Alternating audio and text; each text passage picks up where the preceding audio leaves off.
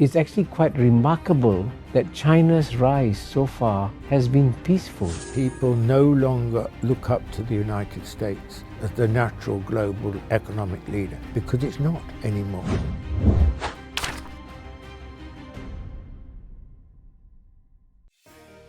We've entered a new period where China is obviously the most important manufacturing power in the world. It's very, very innovative. It's not just about the speed with which it's developing its chips or AI and so on, but it's able to compete in all of these kind of areas. In other words, what we're witnessing in a dramatically short space of time is the emergence of China as the most advanced economy in the world.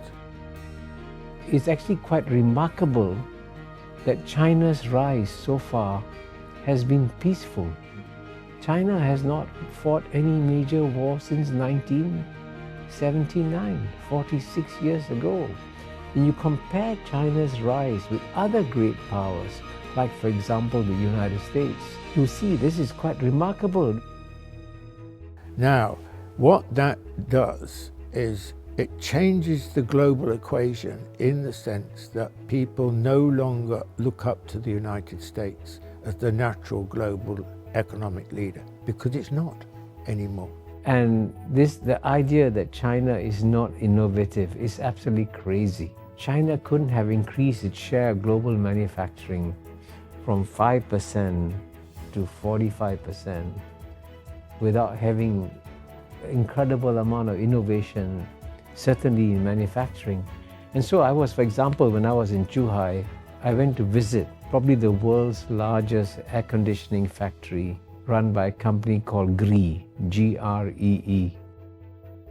If we're looking in a longer term sense, then of course there's going to be a new global architecture with new institutions. There are bound to be lots of new institutions. I mean, just look at China's rise and how many new institutions that's led to.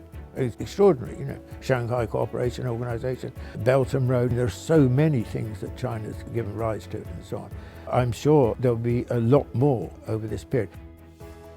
I was in Davos in January 2017 when President Xi Jinping spoke, and he said that China hesitated, but in the end decided to plunge into the ocean of globalization. China struggled to swim, China drank water, but after that it became stronger.